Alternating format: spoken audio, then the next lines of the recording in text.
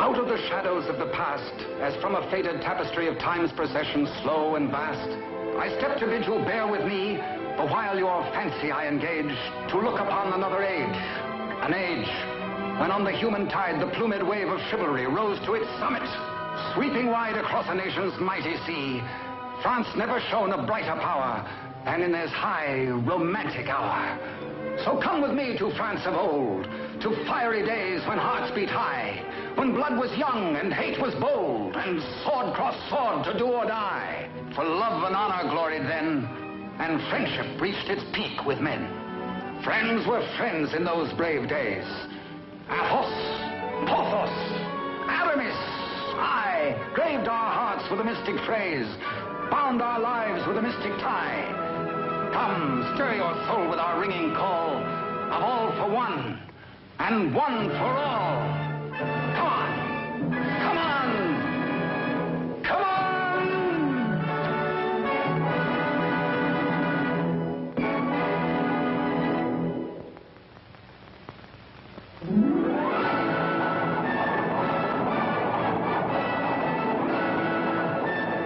It is Paris on the 15th day of September in the year of our Lord 1638. Public excitement runs high. The populace enjoy a general holiday. Impatiently, they wait for the news of an heir to the throne of France.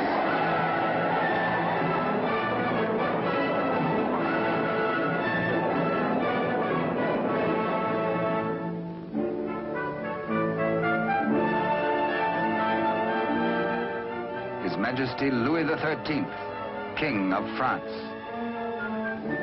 Maintaining his royal authority through the wits of others, he is himself weak and vain, and lives in the oily smiles of a small circle of favorites. But the court is alive with intrigue.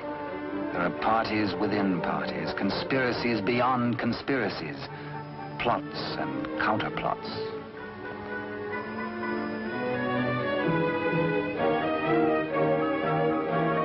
His Eminence, Monseigneur the Cardinal, Duc de Richelieu. He is the greatest statesman of the day and manipulates the strings which guide the king. His is the real power, subtle, cunning, and often ruthless. Still, no one questions his devotion to the glorious kingdom of France.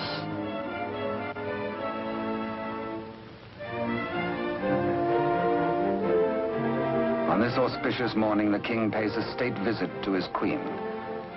It is the custom for the sovereign and his courtiers to attend the expectant royal mother until his child is born.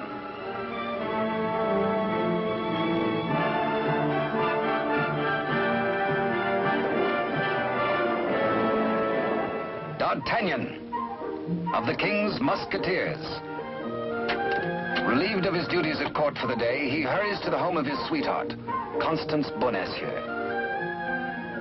Constance is seamstress to the Queen and is expected at the palace, so she cannot tarry long.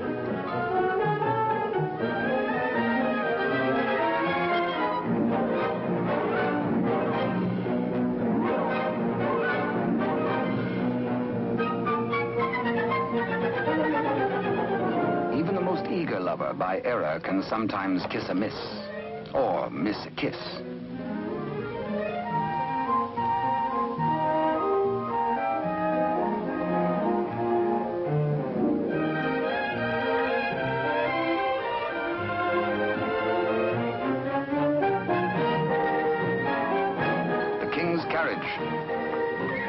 It arrives for Constance. She carries an infant's layette in a crocheted basket for the Queen. One kiss, one caress.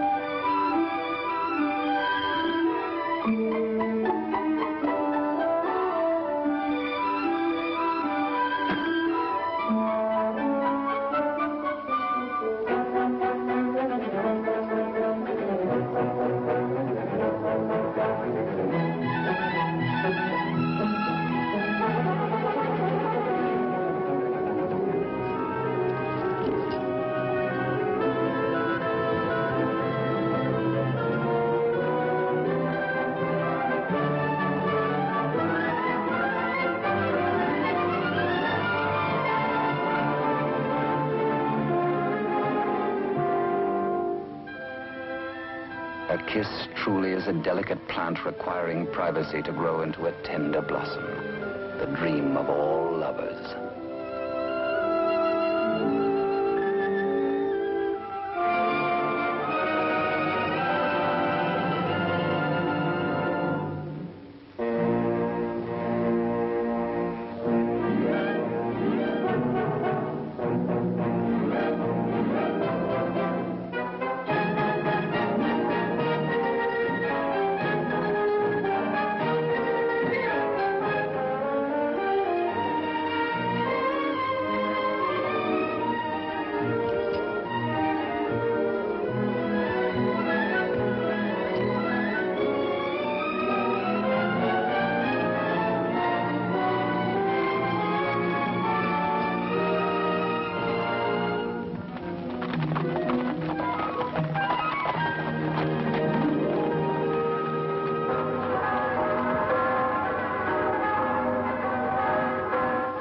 The Cathedral of Notre Dame remind D'Artagnan of his friend and fellow musketeer, Aramis.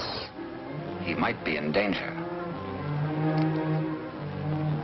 Aramis had threatened to continue his flirtations with the pretty owner of a roving, provocative eye, who unfortunately is married to an officer in the Cardinal's Guards. The guardsman naturally resents these attentions from this musketeer, but is restrained. Has not the Cardinal forbidden these duels with the King's Musketeers? Hola! Famous battle cry of the Musketeers. Instant help comes from the most fearsome steel in the kingdom. Huge Porthos, brave, strong, a King's Musketeer. And Musketeer Athos, gentle Athos, yet a deadly swordsman is able to kill with his left hand as with the right.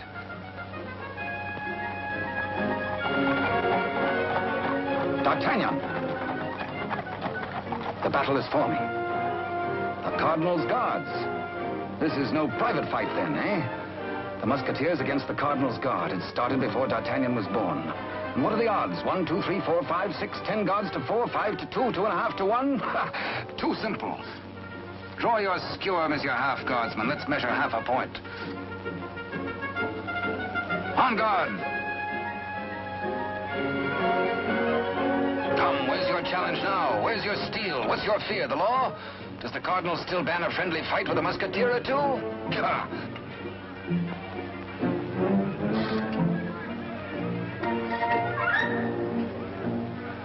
Porthos, as always, is thirsty.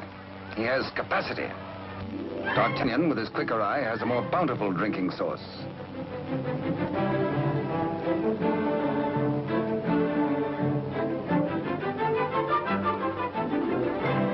Porthos can put out a hand and pick up the pot he's slavers for. Why waste energy walking? Come, driver, come inside with us.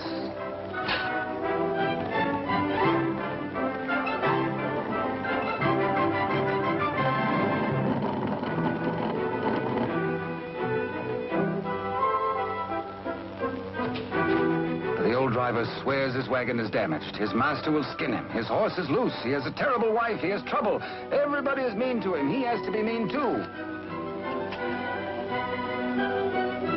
Ha-ha! Now, take your temper out on me, good friend.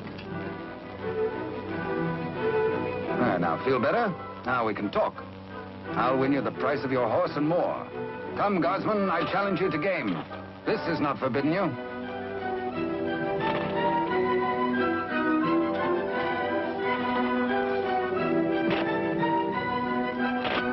The dice are kind. Here's 20 times your price.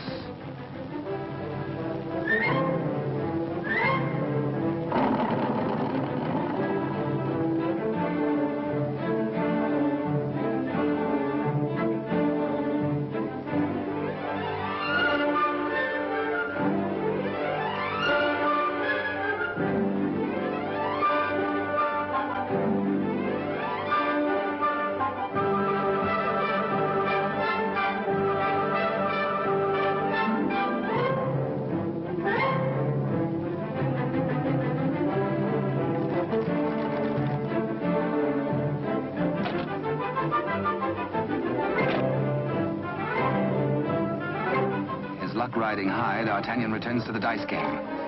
Laughing and playing a while longer, he wins hands down from a fat-headed guardsman while waiting for the late evening rendezvous with Constance.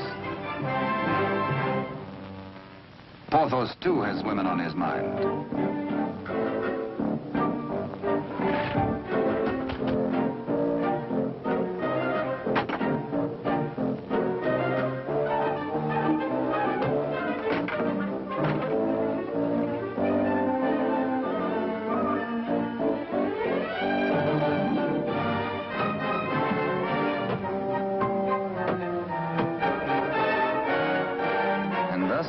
The only battle the Musketeers ever lost in fair fight. Of course, it has to be with the fair sex.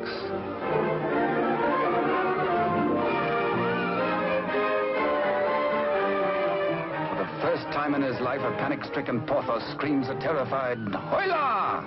Athos hears him.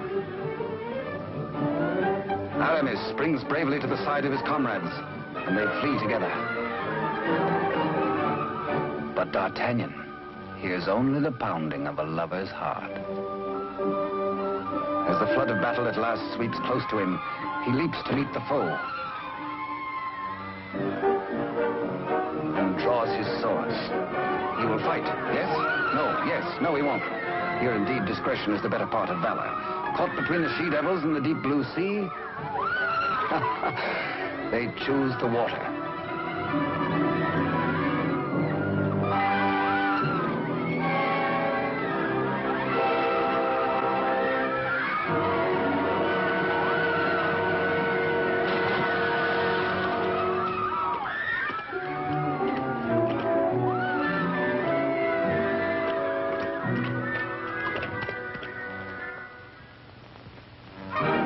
Next morning, the city is in ferment.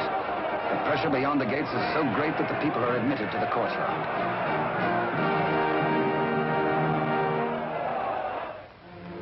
Adjoining the Queen's apartment, Constance prepares the layette.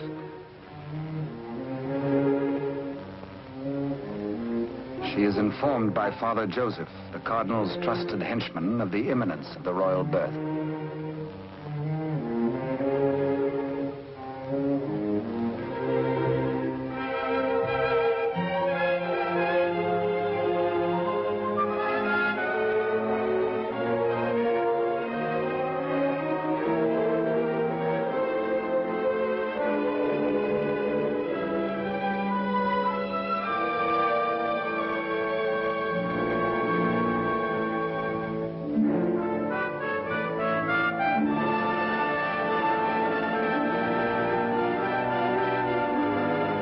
And so a prince is born to France, one day to become Louis XIV.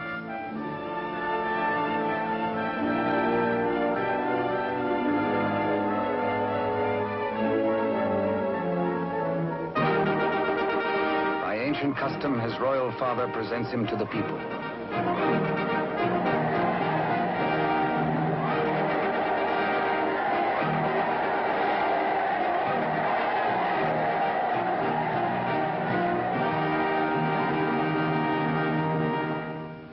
But in the Queen's bedroom, another cry is heard. One of those rare turns of destiny. And Constance is the first to warn the tired, dozing midwife.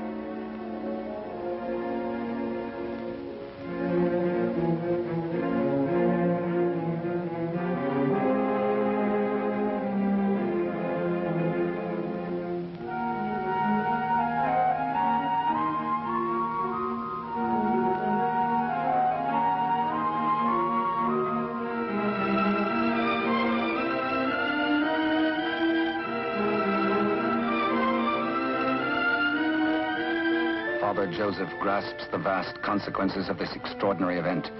This news must be conveyed discreetly to Cardinal Richelieu before it gets abroad. He writes a message inside the wrapper of some medicine. He intends it for the Cardinal's eyes alone.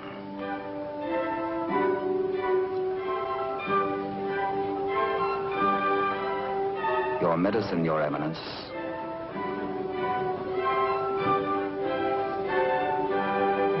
Duke de Rochefort, conniving head of the most powerful faction in court, working always in self-interest against the king and cardinal, pretending loyalty to both.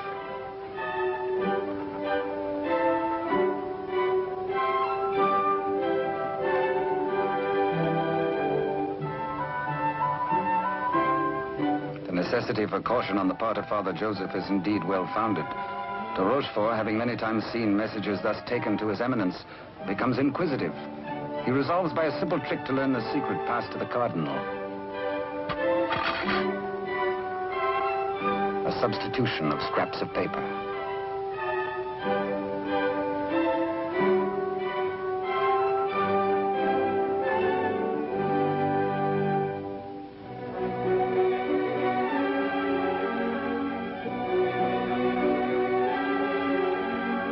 The Cardinal realizes that enemies of the regime can do irreparable damage.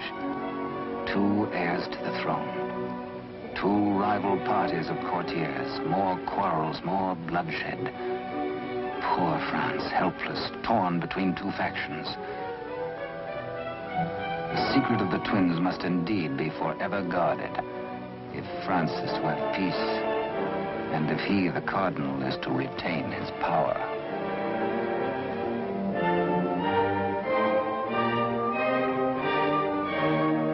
Pretender, this. A true prince. De Rochefort sees an opportunity. Father Joseph is instructed to prepare for a long voyage.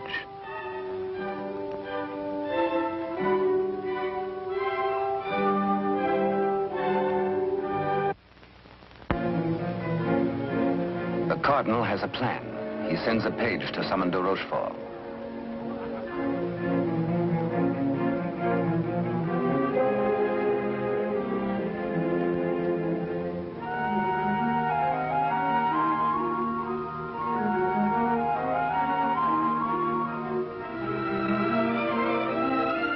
Aware that Constance shares possession of a great secret, one so sacred it might well spell the future of France, the Cardinal charges her to keep her lips sealed.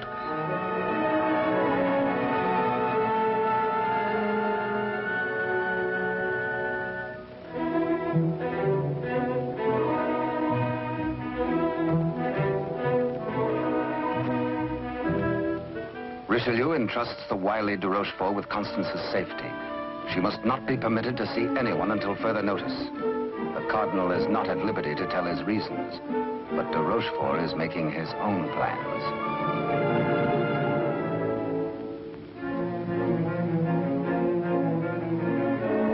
In accordance with the Cardinal's command, Father Joseph, accompanied by the midwife, secretly takes the twin away to the Spanish border. The child shall be raised as a commoner with no knowledge of his royal birth.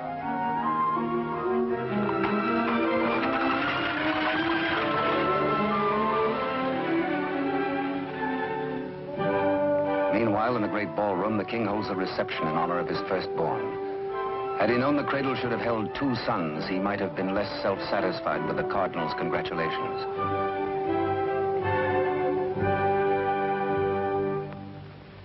To the notorious Milady de Winter, de Rochefort comes to reveal this chance of fate. The future of France may be in their hands. He tells her he will turn Constance over to her.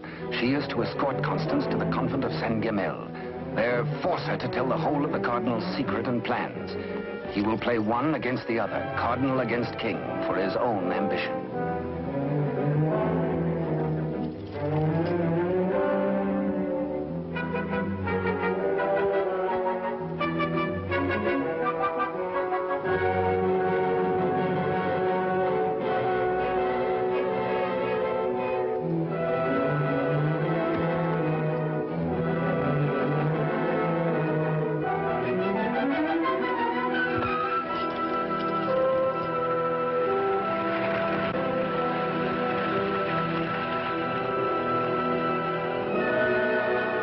Constance to be... One of the chair carriers runs with the news to the musketeers' barracks.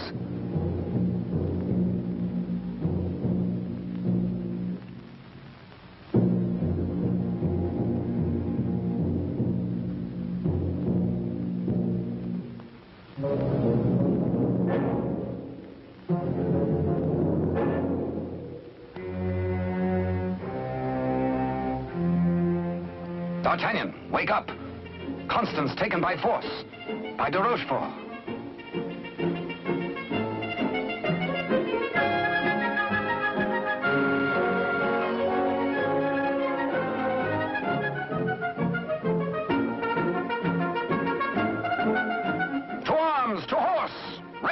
go. All for one and one for all. And hang the tack.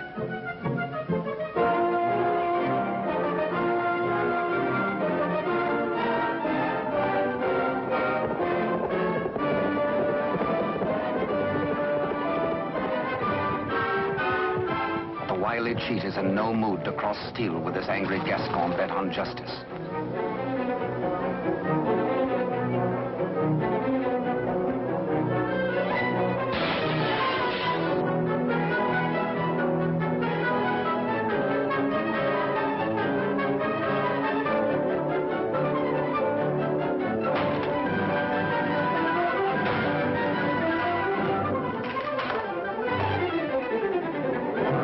Thugs are powerless to help.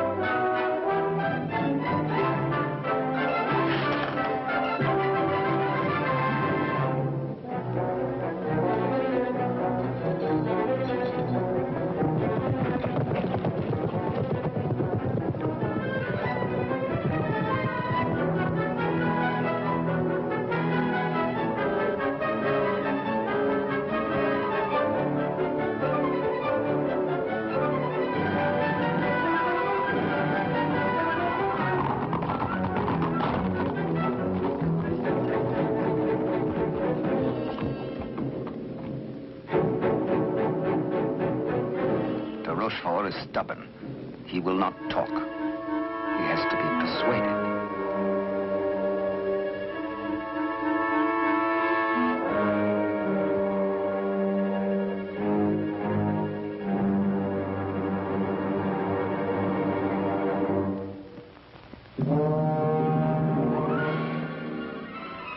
Probe goes on. Where is she? Where is Constance? Talk or fall 200 feet to the bottom of the well. Talk or die.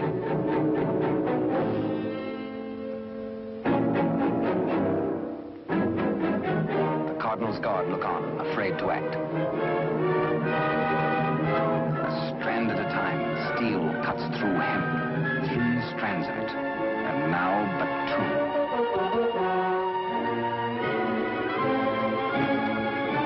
Now one. De Rochefort breaks. The convent of Saint-Guerre.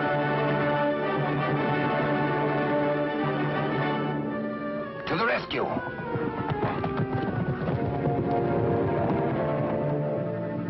A stableman granted audience with the Cardinal tells of de Rochefort's trickery and capture and of Constance's abduction by Milady de Winter.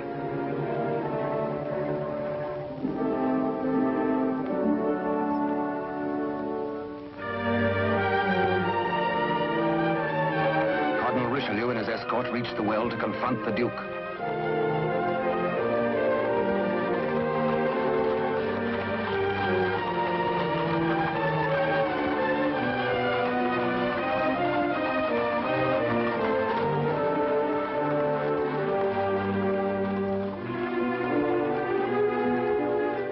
Accused, exposed, a nervous, bedraggled penitent. He confesses that he has indeed played traitor. His Eminence breaks de Rochefort, stripping him of his authority and titles, banished from both court and country forever.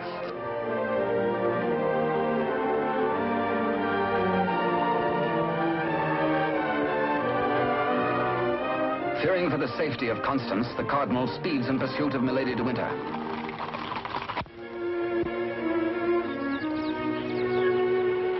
Before dawn the next morning, the convent of Saint-Guerre.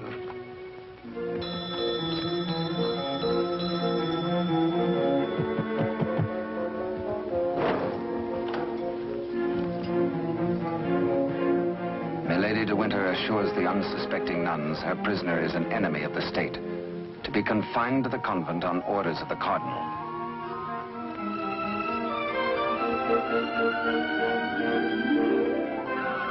The banished de Rochefort, smarting under his humiliations, lingers in Paris.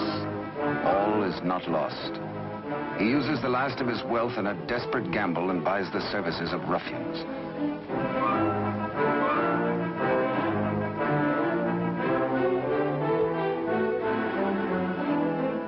Pursue the Cardinal and assassinate him. Next, find D'Artagnan and his 3 musketeer friends and put them to the sword.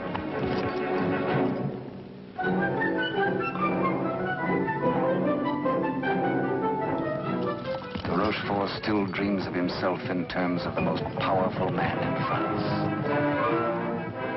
The path to power is open if Milady de Winter secures the secret from Constance.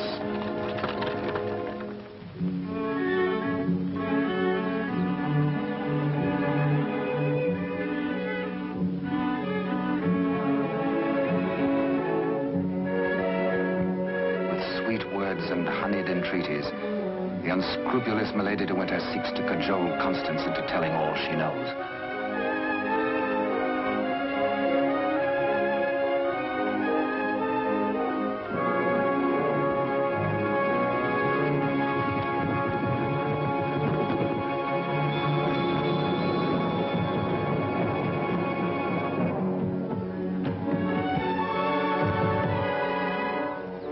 No, Constance Bonacieux is not here. But he hears her voice.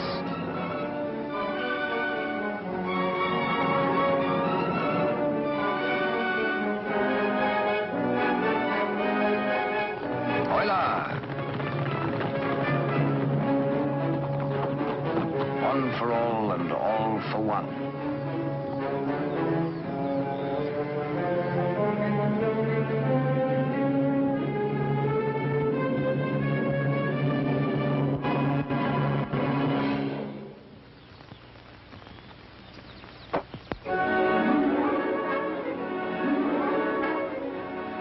Mark of the public criminal, burnt by a branding iron into her flesh, a sign to all.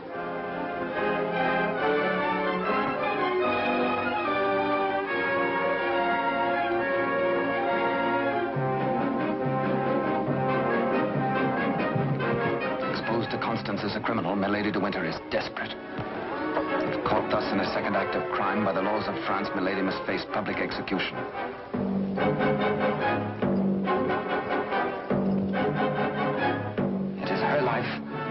Or that of Constance.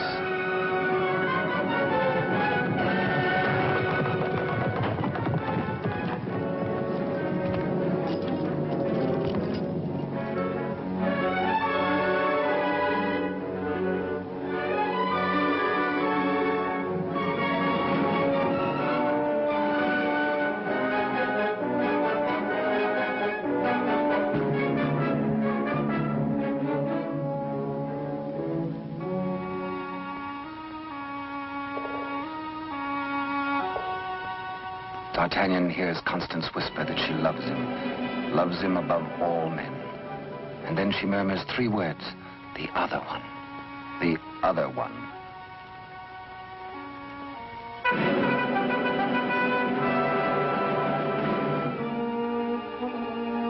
D'Artagnan strains to hear the faint pulse of her words, but Constance dies. The Musketeers take Milady de Winter to her punishment.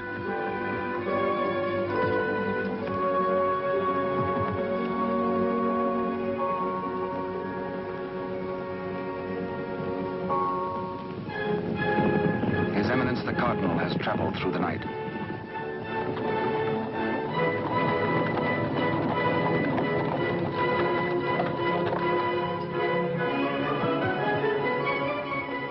He hears the dreadful news from the Mother Superior. Constance is dead.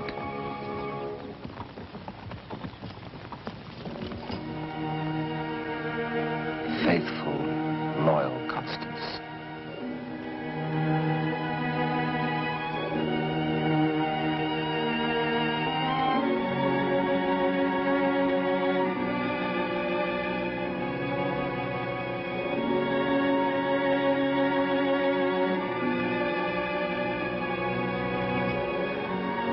Arrest the murderess, Milady de Winter, and all in concert with her.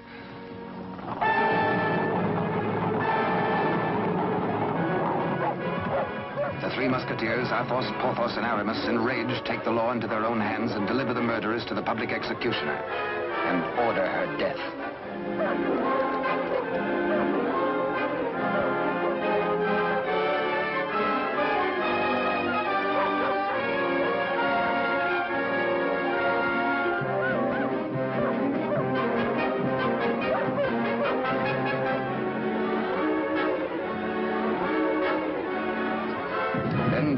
Cutthroats close in on the Cardinal's troop.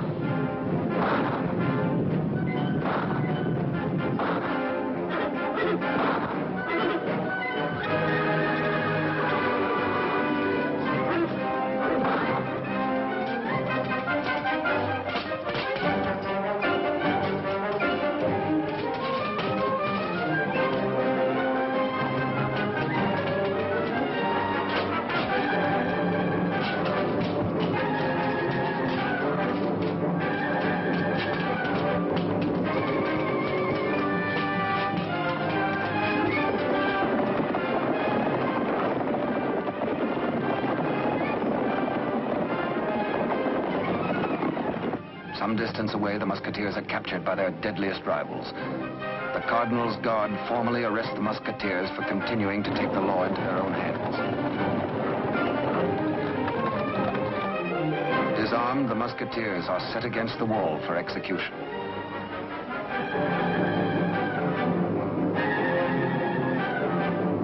Your guards would take the lives of my friends. Single-handed, they shall have revenge. The Cardinal asks a moment to ponder. Constance dead. A murderess executed. Enough blood has been shed. Now this strife twixt musketeer and guard shall end.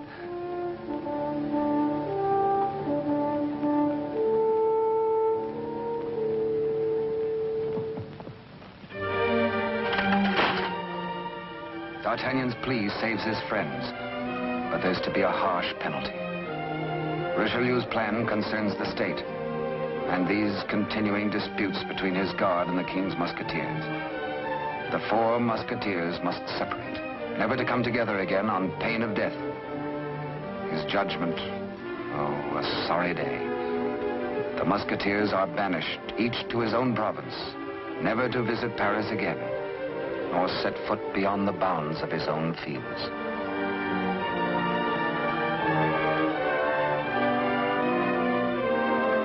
As for you, D'Artagnan, a splendid soldier, reliable, devoted too. You henceforth shall be bodyguard of the future king, beloved of France, the nation's one. At one fell swoop, all strife is done. The musketeers prepare for their banishment.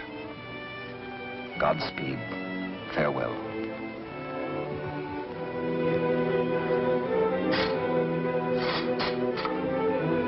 Eternal friendship, it shall not pall. All for one, and one for all.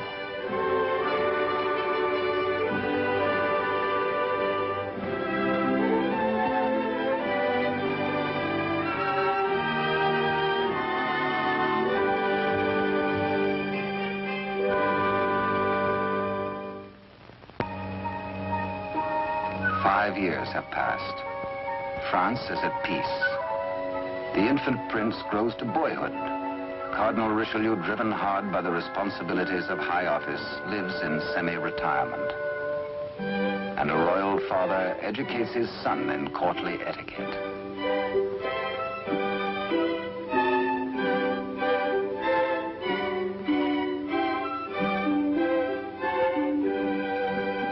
In failing health, His Eminence lives in hourly expectation of death, troubled by word that the second twin bears an identical likeness to the heir.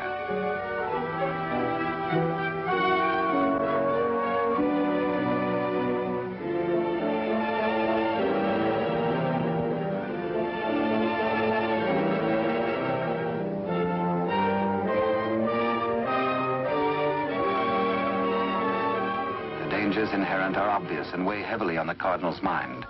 He decides he must protect the prince somehow. His Eminence provides that the rightful twin may always be identified from the other. With the aid of the court jeweler, he caused a gold doubloon to be broken. The smaller piece hangs on a chain around the throat of the infant prince. And its mate he places about the neck of Captain D'Artagnan.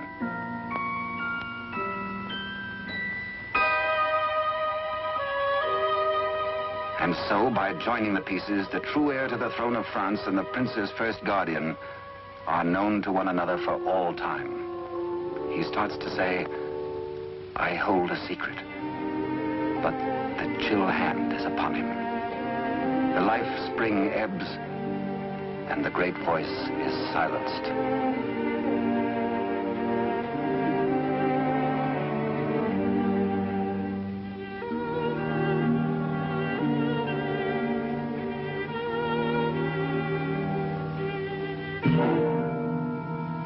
A great statesman passes into history. The church loses a noble servant, and the ship of state is without its pilot. What was this secret that Richelieu and Constance shared? The other one.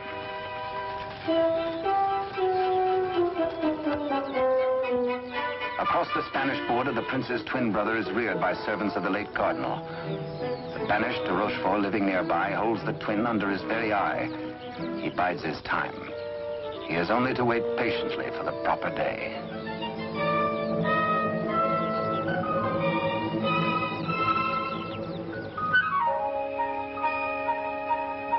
Upon the death of Louis XIII, the heir to the throne, or the Dauphin as he was called, became France's King Louis XIV. Both he and his twin had grown to manhood. The brothers are alike as two peas in a pod.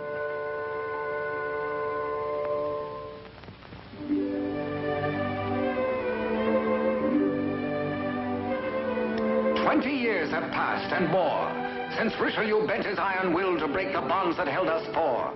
But Porthos, Athos, Aramis, I will ride once more.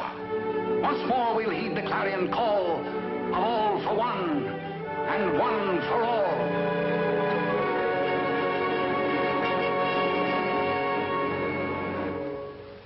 During the years, de Rochefort's connivings have brought the exiled twin under his control. Secretly, they have returned to Paris. De Rochefort has lavished upon the usurper the trappings of royalty, teaching him to copy even the handwriting of his brother, the king. Yet the quality of the spirit so generous in the king is replaced in the brother by hatred and viciousness.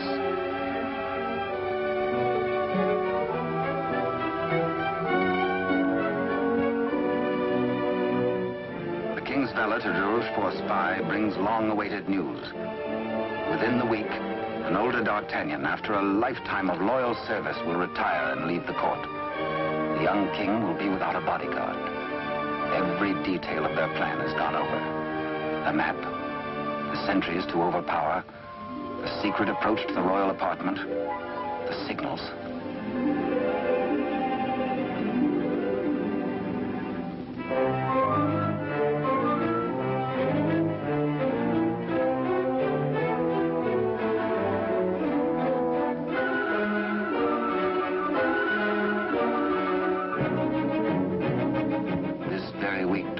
Tells the pretender, you will be His Majesty Louis XIV, King of France. Louis XIV, King of France, spends D'Artagnan's last day in fun and gaiety. The king has applied himself to an education in horsemanship, sportsmanship, and swordsmanship. No two men were ever closer, except they were father and son.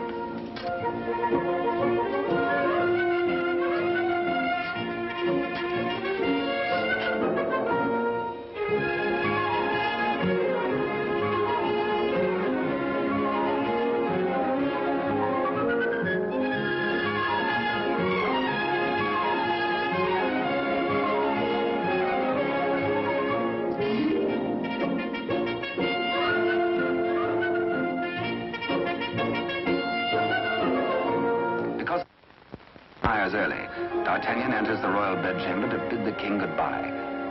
Tonight he feels happy. His service is done. His king is secure. The state is safe. But by some odd premonition, the coins are matched on this final night of parting.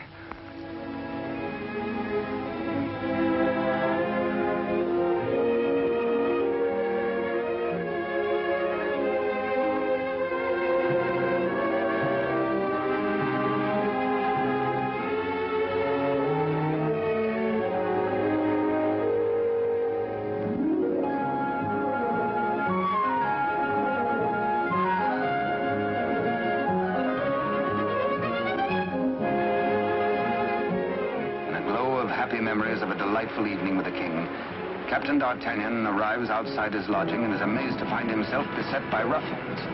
Angrily, the Gascon plans his battle. First, he deals with the dagger man decoy, sticks him with his own blade, throws the man's cape to the edge of an open sewer, places his own cape over the decoy's body and fires his own pistol. Aye, up, on to the balcony.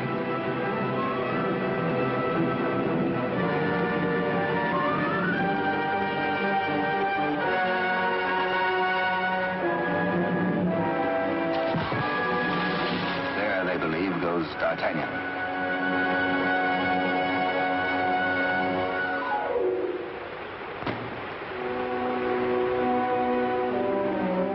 Thoughtful D'Artagnan returns to his lodging. For a peaceful man to be waylaid on a city street is something new. He had spent the evening with his king. He reflects. Has the palace discipline been slackening too? Sentries were not where they should have been. His soldierly heart is disturbed for the safety of his king.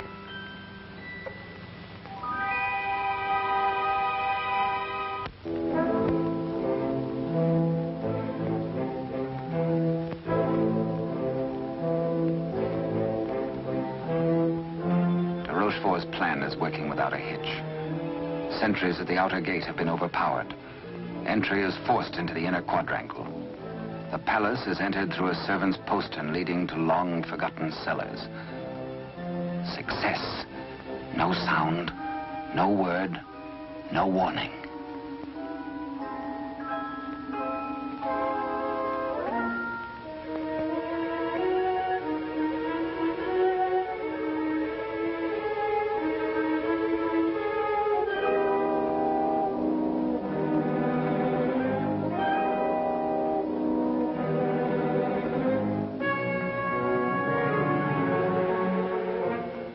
The pretender waits impatiently below for the deed which will make him king.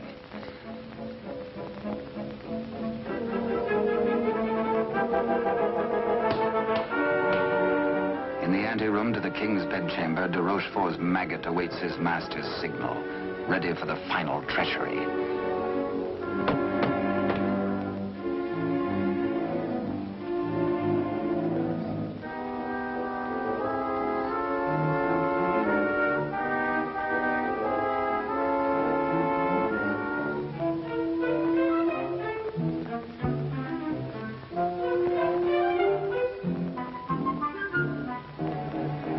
And a little after 11 o'clock on this fateful night, in one tragic moment, France loses her rightful king.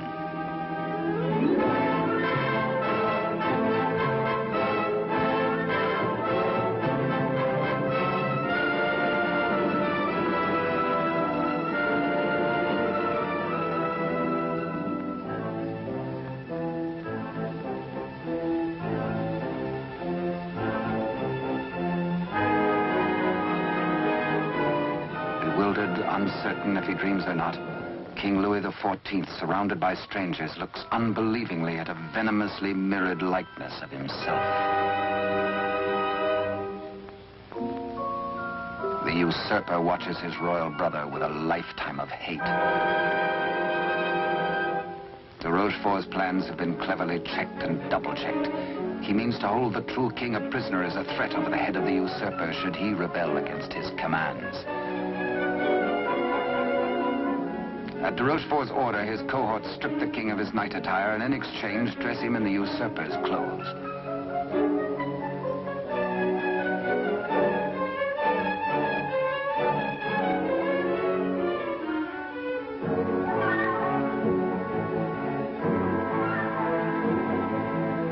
Into the palace cellars, a messenger reports breathlessly.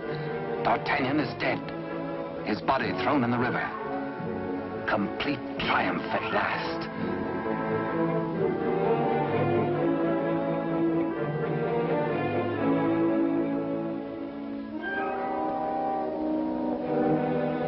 An iron mask, an invention of the devil. An iron mask, a prison within a prison, is placed over the head of the rightful King Louis XIV and locked at the neck, his countenance concealed from all men.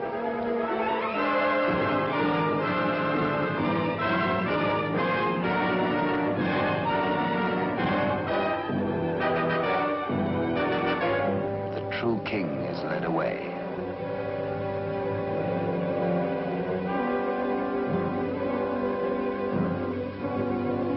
In the quiet of the royal apartments, the true king's bed is occupied by the usurper. Trusted servitors have been spirited away. The twins' lackeys have replaced them.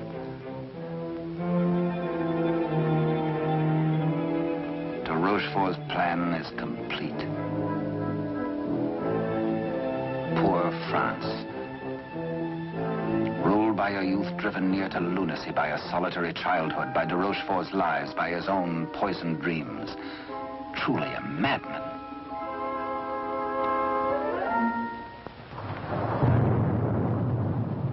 Suffering in human life is proportioned to human strength. When the young king, stupefied and crushed, found himself led a prisoner to a cell in the Chateau Sainte-Marguerite in the south of France, he fancied at first that death is like sleep and has its dreams. He believed himself to be a spectator, a palpable phantom of his own suffering. A torture the more terrible since it might be eternal. Eternal death. How can I have died? I am a king, yet not a king, enthroned upon a funereal couch. No, no, dear God, do not punish me who have done nothing. Why am I thus punished? Like a cloak, the chill of the dungeon falls upon his shoulders. So dwells the real Louis XIV in a living hell to remain thus the rest of his days.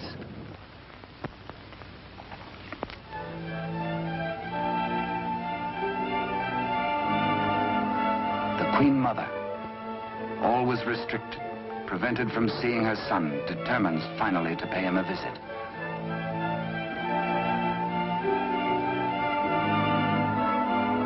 In place of the affectionate and courtly Louis XIV, to her horror, she finds herself repulsed. Doubts. Again doubts. What strange malady besets my son? She thinks again of the other one. De Rochefort hurries to the king's apartment, fearful that a mother's heart has sensed the truth. In pretense of humility, he asks the Queen Mother to leave affairs of state.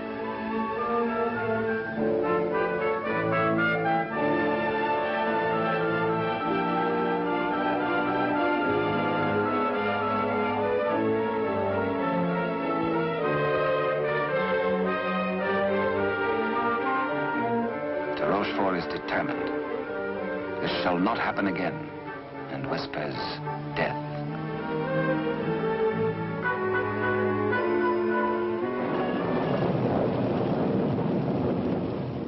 Day by day, night upon night, the prisoner prays for some way to get word to D'Artagnan. A heaven-sent fisherman hoves to.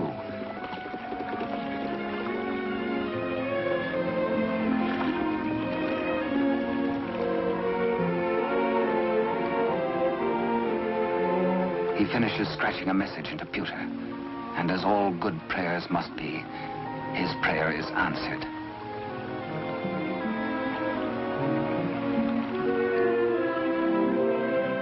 Millet and mackerel are running, and then a catch, apparently from heaven.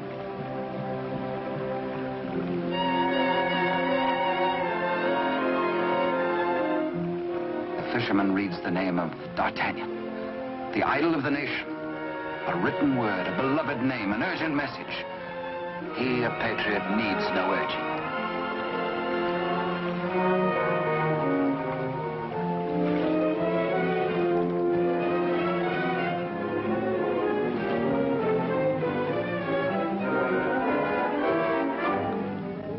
Paris goes about its daily affairs, unaware that its rightful king languishes in prison, and the Queen Mother herself faces death as the humble fisherman hastens to D'Artagnan's home. D'Artagnan stays on in Paris, and to his hurt amazement continually finds himself barred from the court.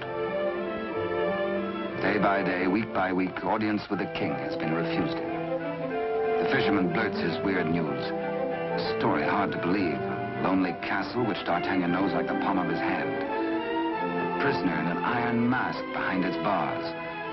But the signature, An etching of a coin that fits his own exactly.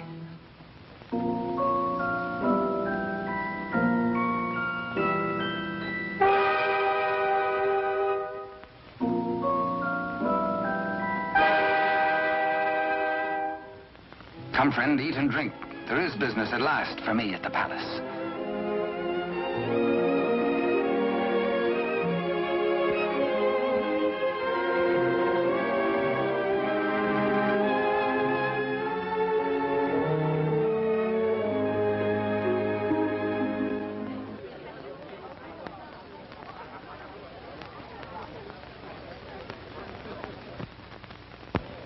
Threading his way through the perfumed route of the court's chattering idlers, D'Artagnan finds himself a stranger in a strange atmosphere. And there is reason, he thinks, for this curious tension.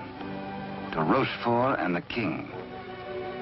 This cannot be the boy I helped nurture into manhood. This is not the face of my king. Those are not his hands that wrist neither parried steel nor engaged a point. What's been happening at court?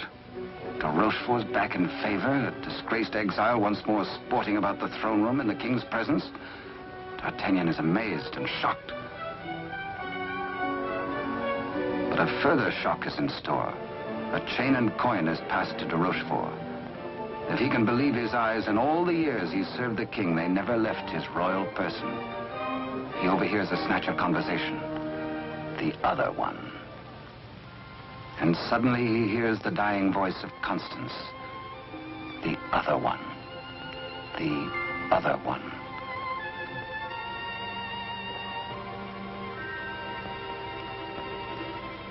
What did she mean? A message signed by the royal coin. A king, not a king. And a court alive with known traitors. D'Artagnan smells a rat. But a rat has seen him and gives warning. The palace guards are alerted. And all exits barred.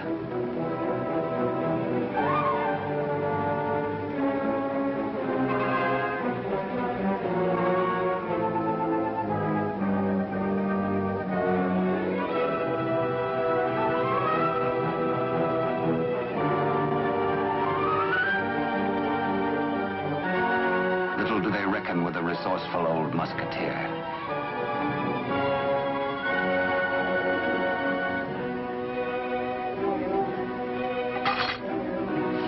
D'Artagnan orders a king's loyal troop to be hurried to meet him at the Chateau Sainte-Marguerite. Couriers are to be dispatched to his old friends, the three musketeers, Athos, Porthos, and Aramis. To arms, musketeers! Your king has need of you. One for all. And all for one. The jig is up. D'Artagnan lives and knows. This pewter plate. Perhaps even now he has reached the prison gate.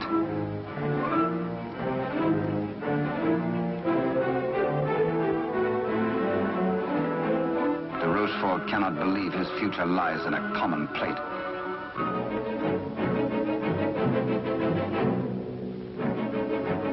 Quickly, he resolves to end all doubts. He decides to ride at the head of his troops to prevent any attempt to free the king.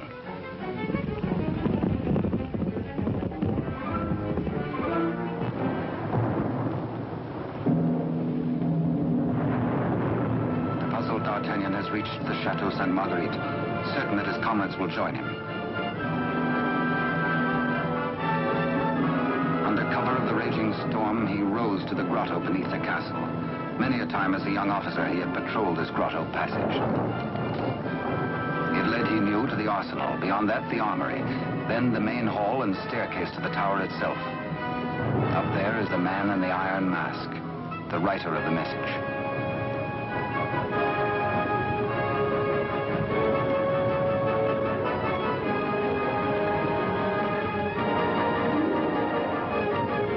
Astonishment, D'Artagnan finds the entrance to the arsenal is newly walled.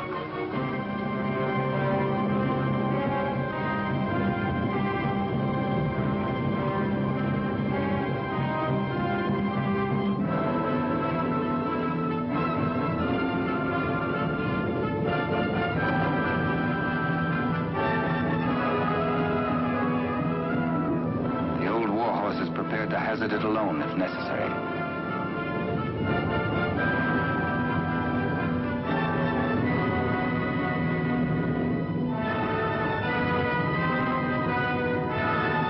The fisherman returns to the opposite bank to await the arrival of help.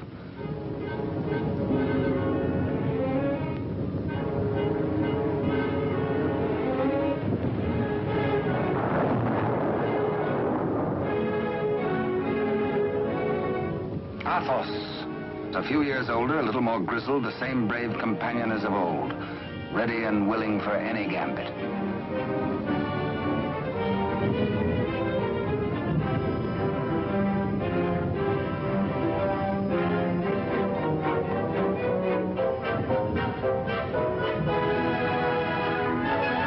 And now Aramis.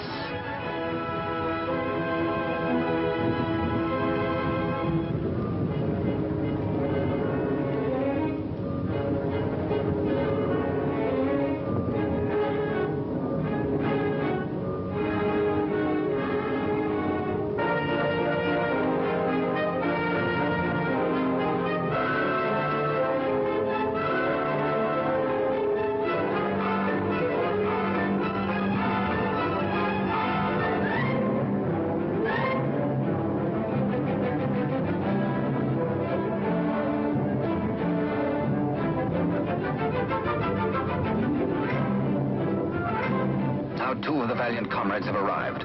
No time to wait for old Porthos, no time for explanations. There's a job to be done. Forward!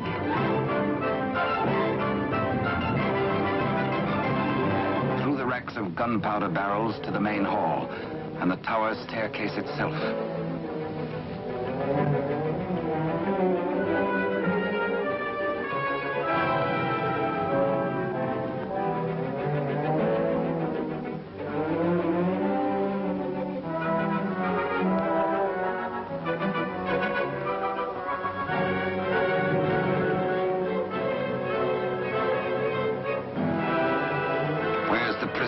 Before your gullet tastes this edge, you bloated villain.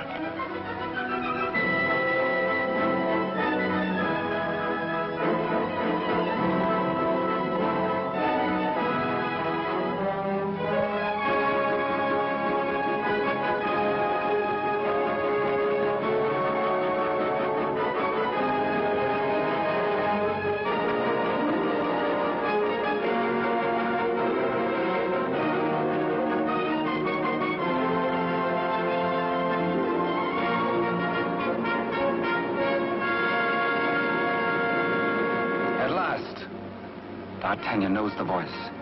It is his true and rightful king, Louis XIV, King of France. The castle guards.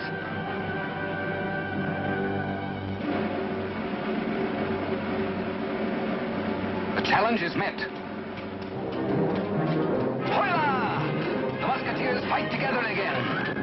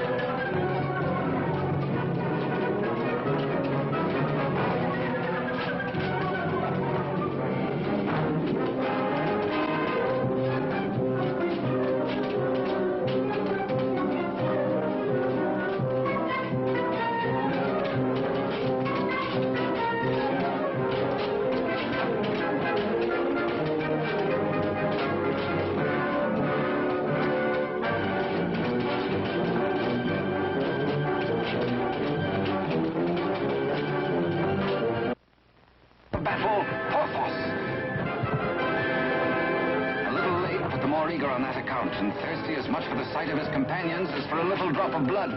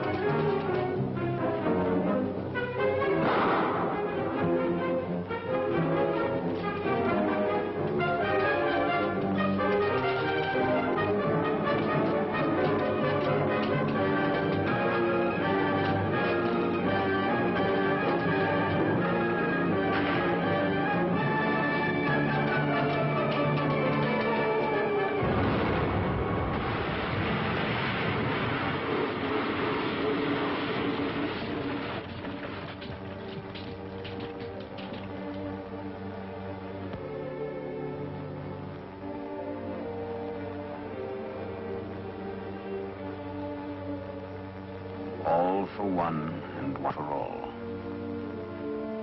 These certain cherished friends that I shall wait for you. What good times we had together, eh?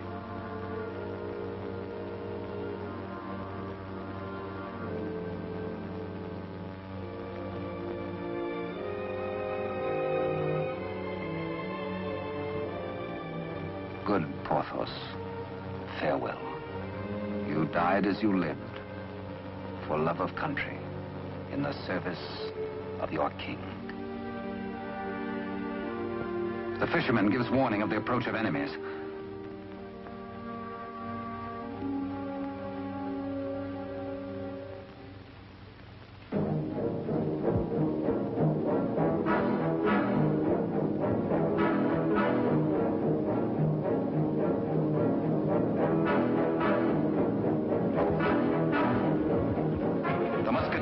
The king and gallop off to Paris. De Rochefort rides hard in a last effort to keep his house from crumbling.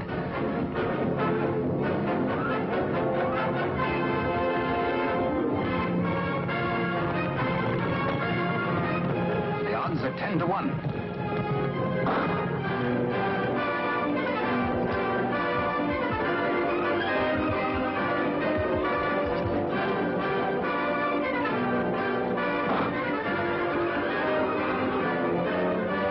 Majesty. On to Paris.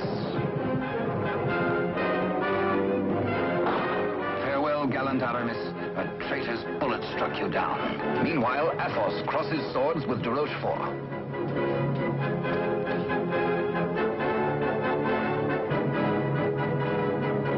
But at the highest price of all, Athos joins his comrades.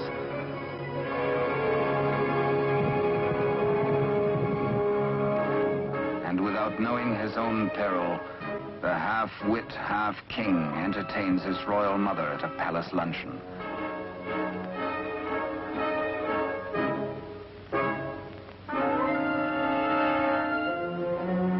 Cunningly, he says, a private matter.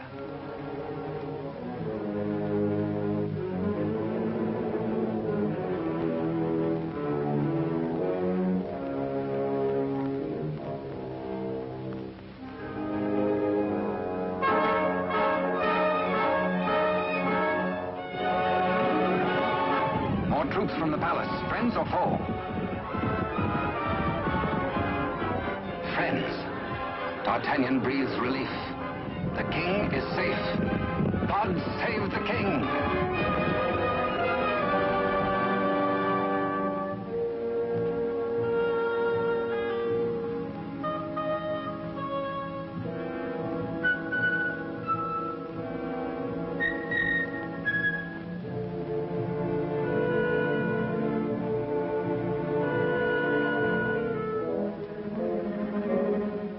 Queen Mother suspects this attempt on her life.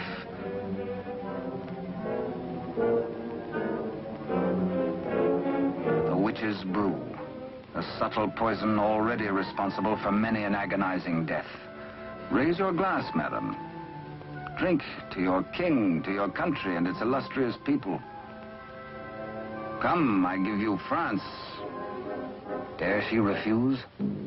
It is the edict of her son, the king.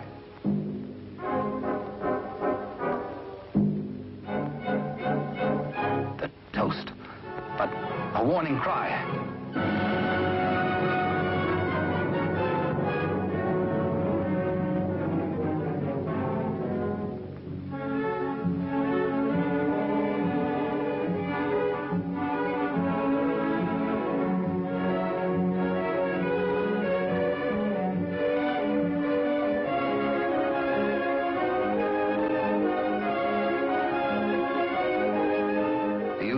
Finally gets his rightful crown. De Rochefort's own damnable invention, the Iron Mask, his to the end of his days.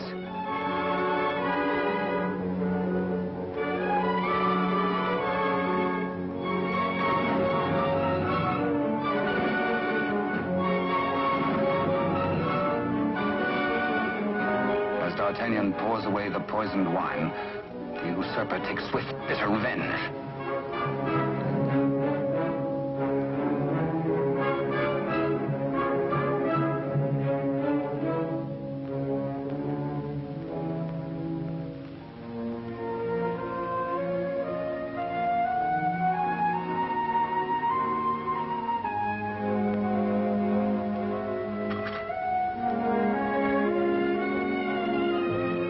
D'Artagnan knows himself mortally wounded, but allows no sign to mar the happiness of his king.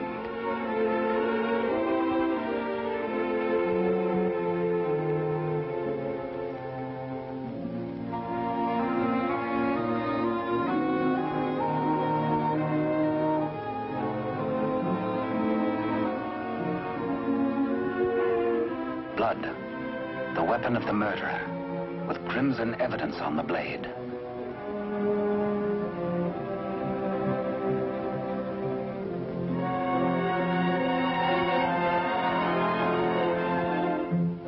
Grateful Louis looks for Captain D'Artagnan to honor him with the baton of a Marshal of France.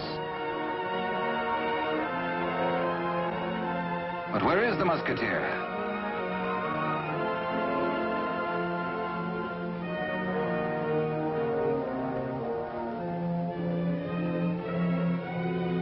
The court resounds with the king's commands and his cry to find his friend and mentor.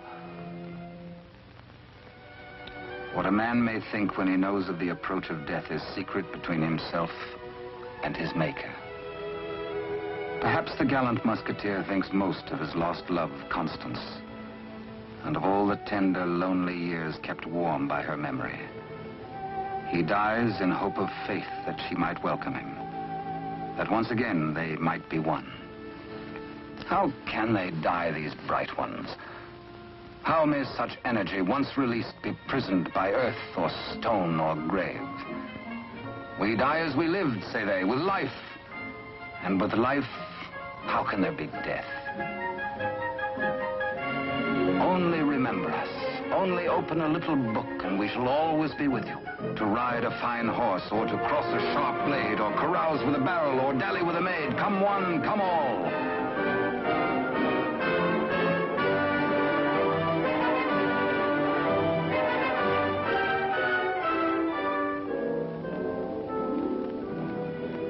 And so passed a brave and glorious man, in honor.